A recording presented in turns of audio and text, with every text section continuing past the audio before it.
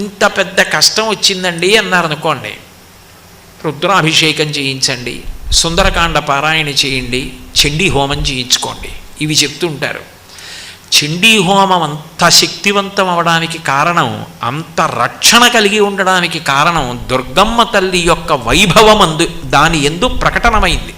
అందుకే దాని పేరే దుర్గా సప్తశతి. దుర్గా పేరు కాదు, దుర్గా అంటే ఏ శక్తుల యొక్క కూడిక కలిగితే దుర్గ అయిందో చెప్తుంది. దుర్గా అన్న మాటలో దకారము, ఉకారము, రకారము, గకారము, అకారము కలిస్తే దుర్గ. ద అంటే దైత్యనాశనం. అట్లాగే ఉకారము విఘ్నమును పోగొడుతుంది. విఘ్నం అంటే కార్యహంతి, ఇంకా పని జరగకుండా పోతుంది. అట్లా జరగకుండా పోయేటట్టు చెయ్యగలిగిన, విఘ్నమును తొలగించగలిగినటువంటిది ఆ దుర్గాలో ఉకారము.